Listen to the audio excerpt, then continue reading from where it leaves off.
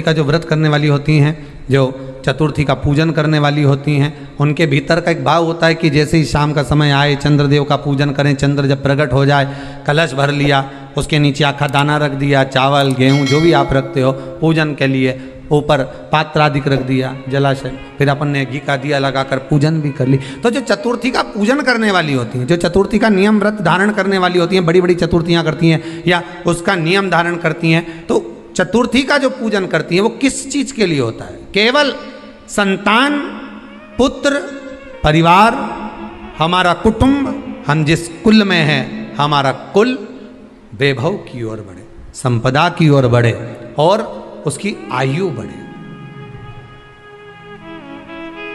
उसकी आयु बढ़े, वैभव बढ़े।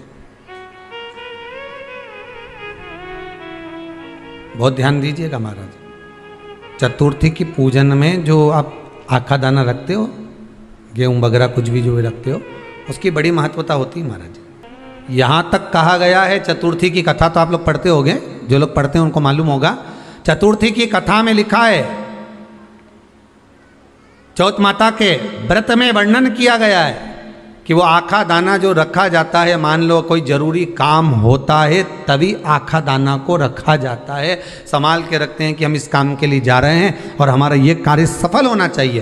तो जिसने चतुर्थी का व्रत करा है, जिसने चंद्रदेव का पूजन करा, चतुर्थी का व्रत करा, वो गणेश जी से विनती करके वहाँ से 2-4 आखा दाना उठा ले, और जो व्यक्ति का काम अटक रहा है अपने ही घर का, पर दूसरे कुल को नहीं देना, अपने ही कुल के अंतर्गत जो काम अटक रहा है उसकी जेब में, उसके पल्लू में उस चीज़ को रख दिया जाए। तो चतुर्थी जो अगली आती है, जैसे आप महीने की करते हो तो महीने की, और आप जैसे करते हो कि 4 अलग बड़ी बड़ी चतुर्थी करते हो, तो उसके अनुसार आपका कार्य सिद्ध होता ही है। उस आखे दाने का इतना महत्व होता है क्योंकि चतुर्थी का व्रत करने वाली माता जब व्रत करती है तो स्वयं चतुर्थी की कथा में लिखा हुआ है कि पार्वती जी गणेश जी से चतुर्थी की कथा बचवाती। चतुर्थी की कथा बाची किसने थी? स्वयं गणेश जी महाराज ने। और सुनी किसने थी? माता पार्वती। बाचने वाले गणेश जी थे, सुनने वाली माता पार्वती थी। तो चतुर्थी की कथा जब होती है तो उसको स्वयं गणेश जी बाच रहे हैं, तो व्रत कौन सुन रही है? माता पार्वती। और आपने जो आखा दाना लिया वो गणेश जी के भाव से लिया, गणेश जी से निवेदन करके, विनय करके, प्रार्थना कर उसको प्राप्त किया।